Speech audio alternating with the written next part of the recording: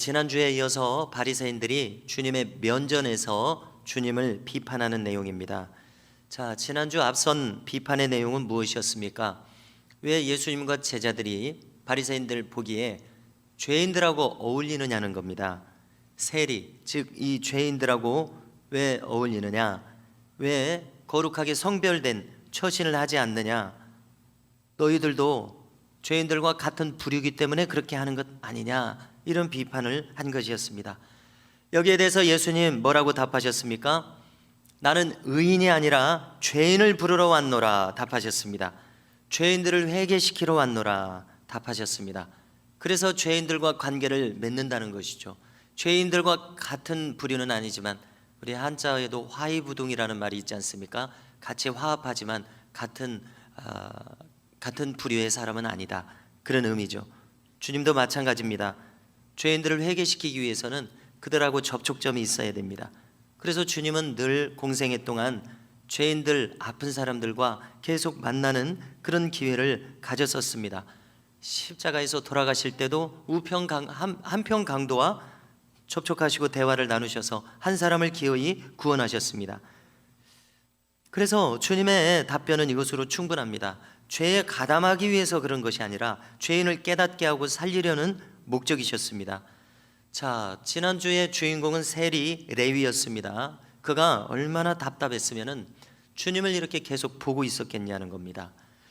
주님의 사역을 동경했겠냐는 겁니다. 그리고 자기도 모르게 주님을 계속 찾는 것입니다. 현재 자신의 죄된 삶, 이 땅에 내보내셔서 감당하게 하신 레위인으로서 하나님 말씀을 감당하고 연구하고 일평생 그 말씀을 전하는 사명을 다하지 못하니까 너무 괴로운 겁니다. 그래서 살 길을 찾아서 주님을 찾는 중에 예수님은 사람의 중심을 다 아시지 않습니까?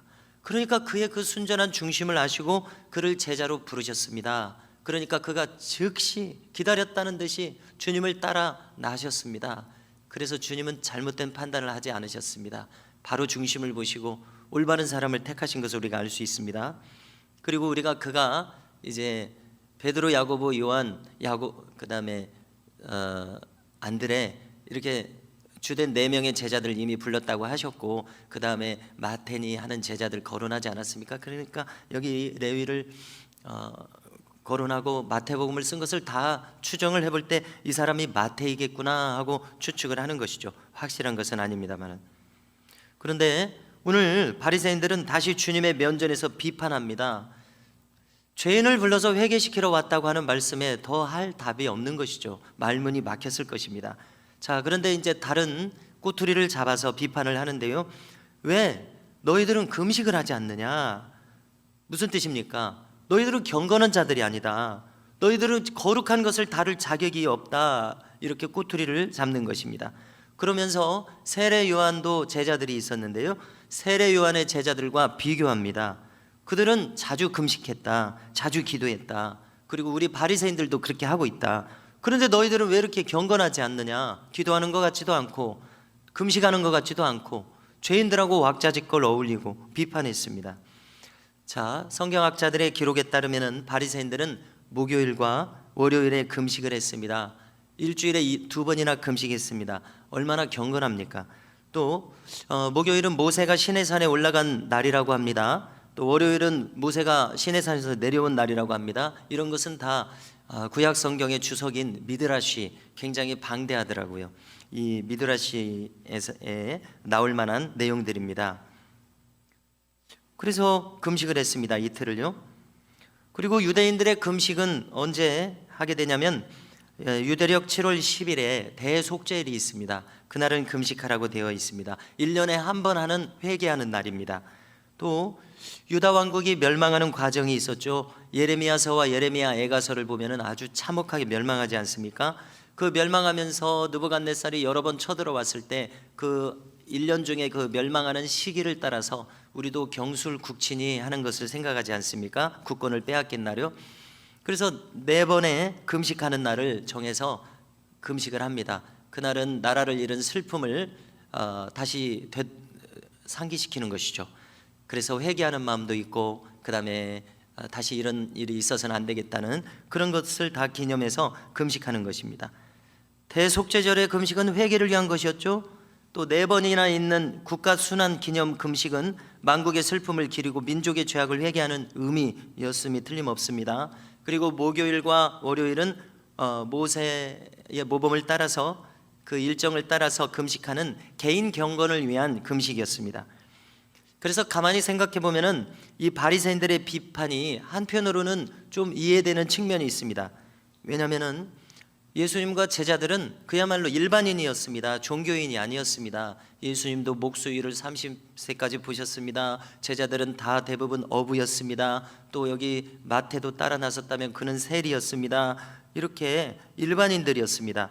얼마 전까지만 해도 이 일반인의 일상의 직업을 가졌었습니다. 그러나 바리새인들은 자기들은 평생 일생 경건을 위해서 헌신한 사람들이었습니다. 한번 생각을 해보십시오. 그냥 청년과 목사가 되기 위해서 열심히 성경 읽고 기도하는 신학생하고 비교를 해보십시오.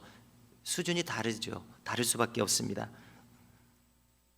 목사와 또 일상적으로 살아가는 분하고는 수준이 다를 수밖에 없습니다. 그걸 지금 이야기하는 겁니다. 너희들 우리하고 수준이 되지 않는데, 상대가 되지 않는데 지금 이렇게 사역을 하고 다니는 것이 못마땅한 것입니다. 그래서 자기들이 생각할 때는 주님으로부터 지금 놀라운 기적이 막 일어나고 있습니다. 그리고 주님이 설교하는 것은 자기들과 자기들과 감동이 다릅니다. 권위가 다르고 감동이 달랐습니다. 사람들의 반응이 달랐습니다. 한마디로 가르침에 힘이 있었습니다. 그 말씀에 논리가 있었고 요령이 있었습니다. 그런데 행색은 보면은 행색은 아닌 것 같단 말입니다. 그들의 전직을 보면은 그 직업을 보면 아닌 것 같단 말입니다. 그런데 마침 죄인들과 어울리고 금식도 안 하니까 비판을 합니다. 그래서 그들 입장에서 생각하면 얼마만큼 이해는 돼요. 자, 주님이 어떻게 답변하셨습니까? 34절인데요. 한번 보여주십시오. 예수께서 그들에게 이르시되 혼인집 손님들이 신랑과 함께 있을 때에 너희가 그 손님으로 금식하게 할 수 있느냐라는 답변을 하셨습니다. 자, 무슨 뜻입니까? 됐습니다. 혼인집, 여기 손님들이 있습니다. 신랑이 있습니다. 그야말로 이 현장은 잔치집입니다. 이 잔치집에서 지금 손님들을 어떻게 해야 되죠? 대접해야 됩니다. 맛있는 식사를 하도록 해야 됩니다. 마실 것도 드려야 됩니다. 손님에 대한 예의입니다. 또 잔치상에서 그렇게 해야죠. 또 여기 있는 신랑은 주님 자신을 가리킵니다. 이 혼인날만을 기다리는 마을 사람들, 그리고 신랑 신부, 이렇게 생각할 수 있는데요, 이것은 비유죠. 왜 이 혼인날을 기다렸습니까? 이스라엘 백성들이 로마의 압제를 당하면서 지난 수백 년을 지내면서 무엇을 기다렸습니까? 선지자들이 예언한 무엇을 기다렸습니까? 메시아를 기다렸습니다. 예수님을 기다렸습니다. 메시아를 간절히 기다렸는데 그들은 정치적으로 그들을 구원해 줄 줄 알았지만 이사야서나 명백하게 성경에 보면은 꼭 정치적인 메시아만은 아니에요. 그런데 꼭 정치적인 메시아로 많이 생각했습니다. 마치 우리가 일제강점기 때 우리 대한독립을 그렇게 생각하는 것처럼 우선은 이렇게 우리를 지배하는 다른 나라의 그 압제에서 벗어나고 싶은 것이겠죠. 그래서 주로 그렇게 생각했습니다. 수탈도 심했고요. 우리 이 호남의 곡창지대가 수탈이 심했던 것처럼요. 그러니까 이제 정치적인 메시아를 우선 찾겠습니다만은 성경은 꼭 구약 성경이 정치적인 메시아 말은 그 잘못 해석한 것이죠. 영원한 하나님 나라의 메시아죠. 근데 주님은 대범하게도 지금 그것을 이야기하시는 것입니다. 혼산날이 다가왔다. 다시 말해서 메시아가 이미 오셨다. 그리고 신랑이 지금 손님들과 함께 있다. 여기 지금 메시아가 왔다. 자신이 메시아라고 얘기하시는 거예요. 그러니까 제자들을 굶기게 할 수 없다. 왜 그렇습니까? 메시아가 온 바로 그 자리에는 하나님 나라가 이루어진 곳입니다. 기쁨이 있습니다. 병자가 낫습니다. 천국의 복음이 선포됩니다. 그렇기 때문에 슬퍼하는 것은 어울리지 않다, 이런 이야기입니다. 여기 이 신랑은 주님을 뜻합니다. 백성들이 기다리던 메시아입니다. 이 잔칫날의 금식은 어울리지 않다고 지금 이야기하시는 것입니다. 왜냐하면 조금 전에 설명한 것처럼 금식은 회개를 상징하는 일입니다. 또 만국의 그 쓰라린 날들을 기념하는 일입니다. 잔치와 어울리지 않습니다. 자, 이것을 천국으로 확장합니다. 또 우리의 삶에도 확장을 해봅니다. 천국은 기쁨의 나라입니다. 금식과 어울리지 않습니다. 천국과 금식은 어울리지 않습니다. 또 우리의 삶에서 주님으로 내가 충만하다면요, 기쁨이 있습니다. 상황과 사람의 성품에 따라서 잔잔한 기쁨이든 열렬한 기쁨이든 주님으로 충만하면 기쁨이 있습니다. 금식과 어울리지 않아요. 기쁨이 있는데 금식과 어울리지 않아요. 자, 주님이 지금 이것을 말씀하십니다. 그런데 주님을 메시아로 인정하지 않던 그 사람들이 이것을 그대로 수용하거나 이해할 수는 없었을 것입니다. 그러나 반대로 주님과 지금 동행하고 있는, 밤과 낮으로 동행하고 있는 제자들은 이 말이 무슨 뜻인지 이해했을 것입니다. 하나님의 나라는 바울이 이야기한 것처럼 의와 평강과 희락입니다. 그래서 지금 제자들은 주님과 함께 동행하면서 주님의 사역에 동참하면서 천국의 일을 직접 몸소 경험하면서 이 기쁨이 무엇인지 알고 있는 사람들입니다. 자, 그런데 주님은 무조건 금식을 하지 말라고만 하지 않으셨어요. 금식할 날도 있다고 하셨습니다. 그것은 35절에 또 나오고 있습니다. 자, 또 보여주시면은요. 그러나 그날에 이르러 그들이 신랑을 빼앗기리니 그날에는 금식할 것이니라 말씀하셨습니다. 그러니까 모든 것은 때에 맞게 해야 되는 것이죠. 금식할 때도 있다는 것입니다. 우리가 다 알고 있습니다. 신랑을 빼앗기는 날은 무슨 날이겠습니까? 신랑 메시아로 오신 예수님을 빼앗기는 날은 당연히 십자가를 지시고 생명을 버리신 날입니다. 성금요일, 십자가에 못 박혀 생명을 잃으신 날, 그날이 신랑을 빼앗기는 날입니다. 그래서 지난 수천 년 동안 앞서간 믿음의 성도들은 성금요일에 금식을 했습니다. 우리나라도 마찬가지입니다. 왜 금식을 합니까? 무턱대고 하는 금식은 의미가 없죠. 왜 금식까지 하게 됩니까?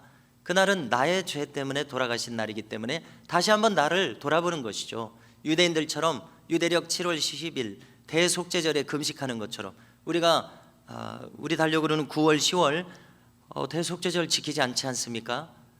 율법이 폐하여졌기 때문에, 율법의 의식들이 폐하여졌기 때문에 히브리서대로. 그러면 우리는 주님 십자가에서 죽으신 날 성금요일에 금식하기 아주 적당한 날이죠. 그래서 그날은 금식하라고 하셨으니까 절대 다수의 성도들이 금식을 하지는 않죠. 자유롭게 하고 있습니다. 그러나 주님의 이 말씀을 존중하고 뼈저리게 새긴다면 나는 그날 꼭 금식해야 되겠다, 이런 마음을 가질 수도 있는 것이죠. 그리고 실제로 그렇게 하는 분들도 많을 것입니다. 또 점심이라도 금식하죠. 중고등부 때 한 끼라도 금식하라 이런 말을 들어서 한 기억이 납니다. 귀한 일입니다. 그날은 금식하라고 했는데 그 의미는 자기를 돌아보고 회개하라는 것이죠. 너의 죄 때문에 내가 십자가를 졌으니 다시 한번 너를 돌아보라, 그런 의미입니다. 그래서 초대교인들은 이 금요일에 금식을 하고 또 수요일에 금식을 했다고 학자들이 전해주고 있습니다. 유대 바리새인들이 2번 금식한 것처럼 초대교회 성도들은 이렇게 금요일과 언제라고 그랬습니까? 수요일에 금식했다고 전합니다. 자, 우리는 성경에서 금식하라는 주님의 권면을 또 찾아볼 수가 있습니다. 어디서 찾을 수 있습니까? 기도와 금식 외에는 이런 유가 나갈 수 없다는 말씀에서 찾을 수 있습니다. 자, 여기서 이런 유라고 하는 것은 구체적으로 어떤 상황에서 이 말씀하셨죠? 그것은 귀신 들려서 간질병을 앓던 소년, 청년을 고쳤을 때 이런 말씀을 하셨습니다. 잘 아시는 대로 변화산에 올라갔다가 내려오니까 제자들이 쩔쩔매고 있었어요. 그전에는 파송했을 때 이 능력을 행했었는데 지금은 능력을 행하지 못하는 거예요. 그래서 망신 가운데 있었을 때 예수님은 하실 수 있지 않느냐라고 했을 때 예수님이 즉시로 귀신을 쫓아냈습니다. 그리고 하신 말씀이 기도와 금식 외에는 이런 유가 나갈 수 없다고 하셨습니다. 이것은 무엇을 의미합니까? 주님 자신이 그렇게 하고 있다는 얘기예요. 그리고 실제로 주님은 늘 기도하셨습니다. 기도로 자신을 조율하셨습니다. 그래서 저는 이 금식을 이해할 때, 기도와 금식을 이해할 때 나를 조율하는 일이다. 하나님께서 나를 사용하시도록, 성령께서 나를 사용하시도록 나를 조율하는 일이다.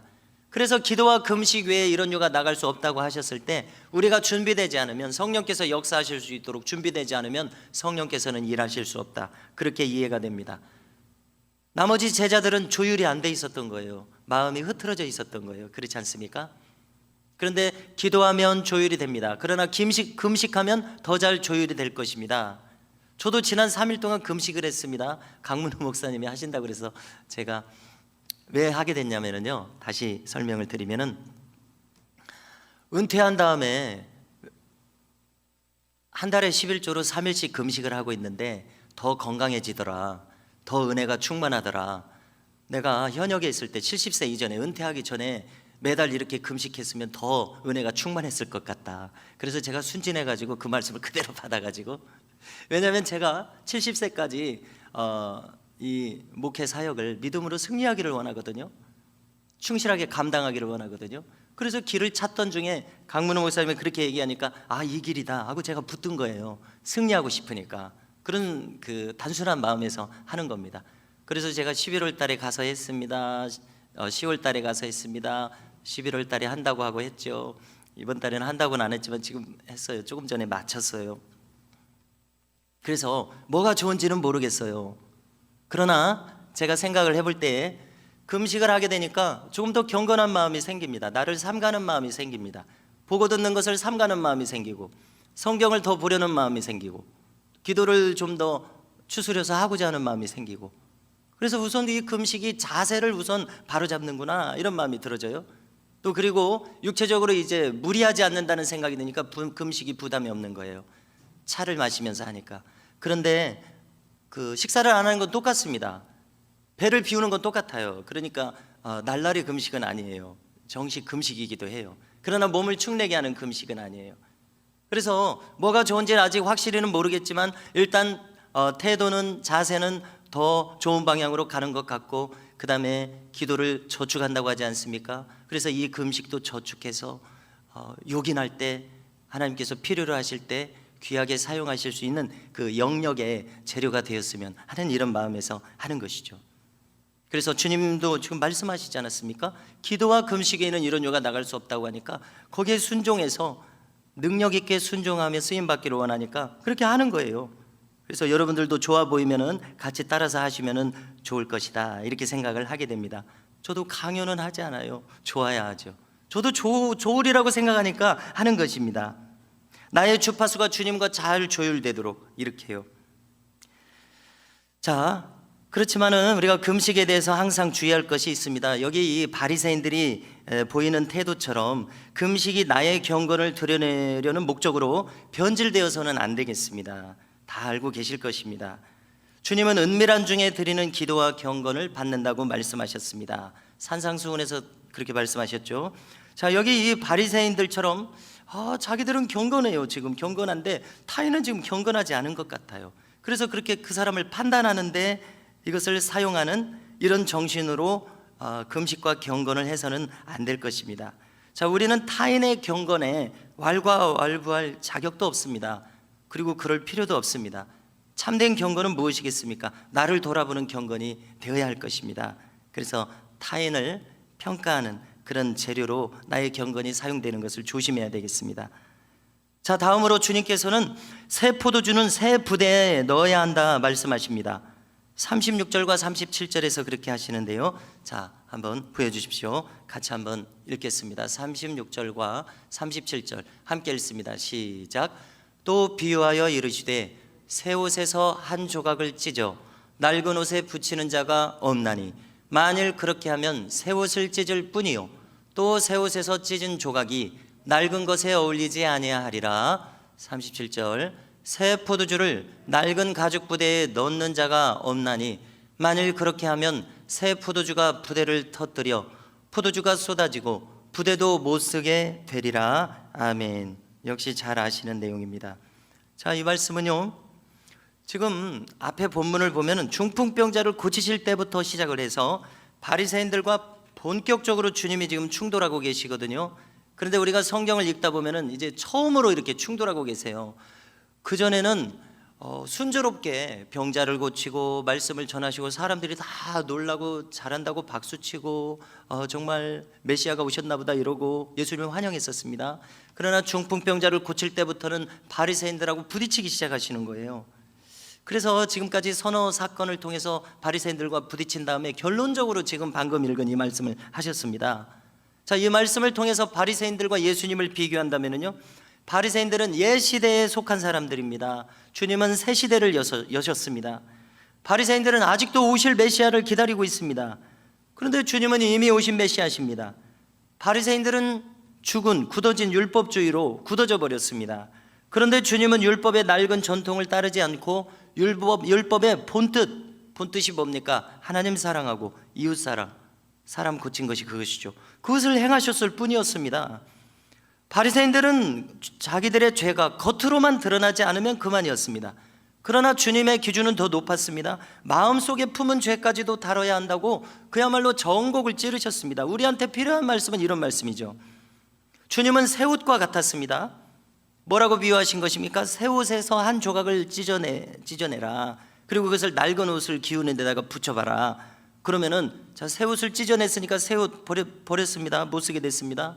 또 낡은 옷도 그 새 옷 조각을 붙인들 잘 어울리지 않겠죠. 또 같은 식으로 새 포도주가 있습니다. 낡은 가죽 부대에 담았습니다. 그러면 그 부대가 터질 뿐이라는 겁니다. 제 추측에 이 새 포도주가 발휘하는 그 효과가 이 낡은 가죽 부대와 뭔가 맞지 않아서 이게 찢어질 것이라는 것이죠.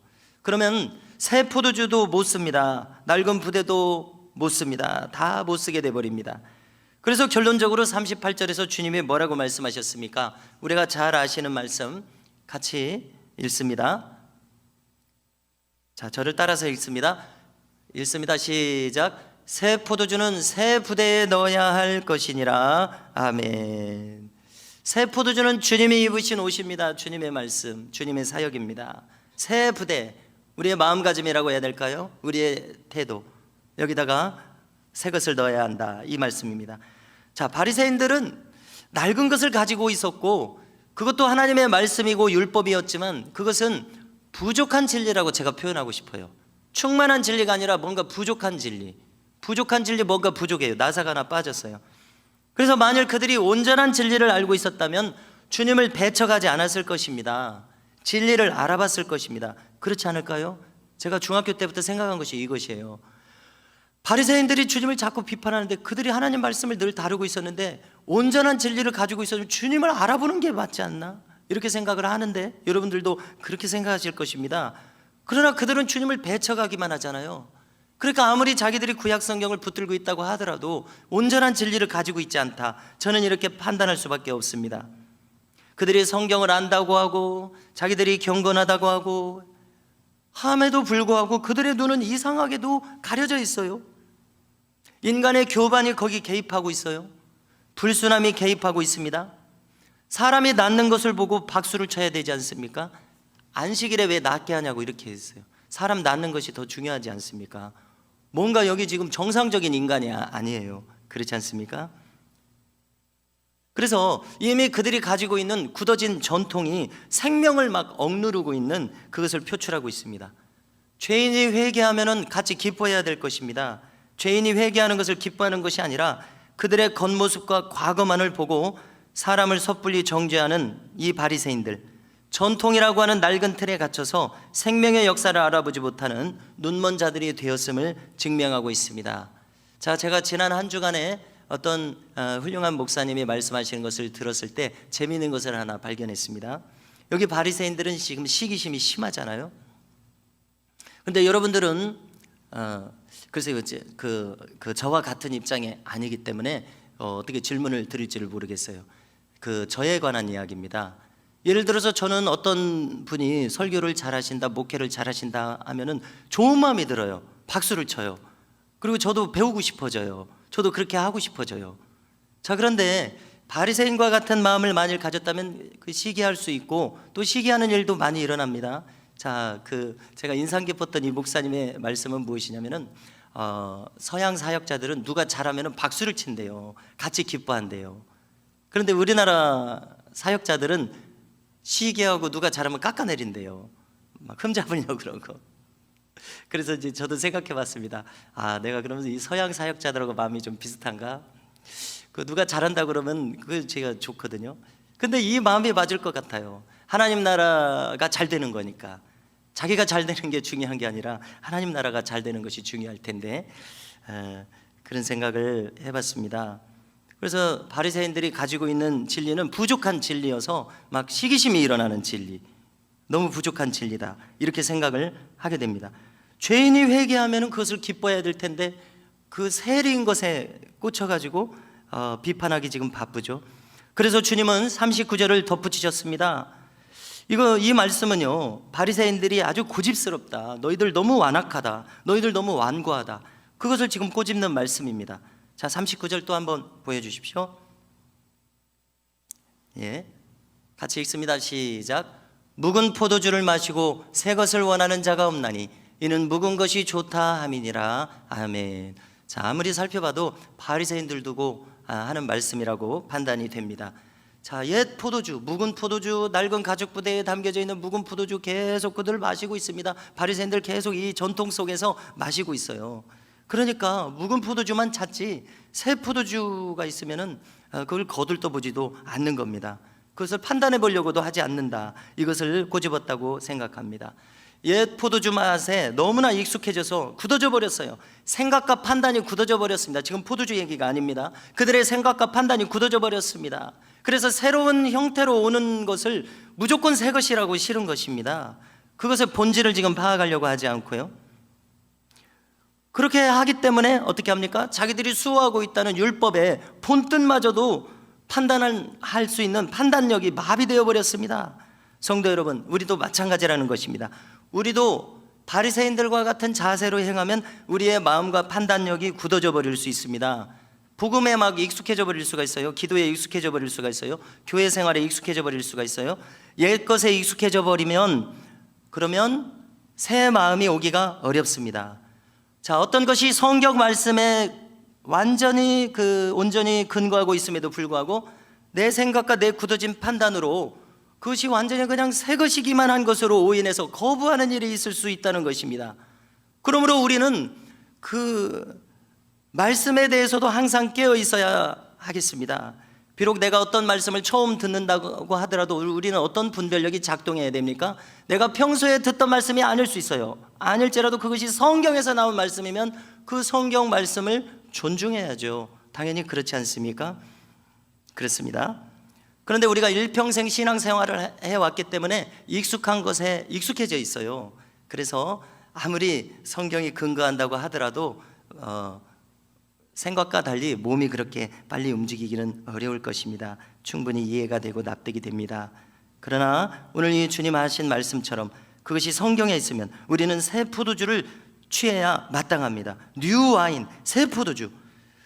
자, 왜 이렇게 해야 됩니까? 하나님 나라는 새 노래로 늘 가득합니다. 그러므로 천국 백성은 늘 새로운 신선한 새로운 노래로, 새로운 찬송으로, 신선한 말씀으로, 그것이 옛 성경에 들어있다고 할지라도 새로운 마음으로 신선한 말씀으로 받아들일 수 있어야 됩니다. 이렇게 새 능력으로 충만할 수 있어야 되겠습니다. 새 마음, 새 능력, 신선한 말씀의 능력으로 승리하는 우리 모두가 되시기를 주님의 이름으로 축복합니다.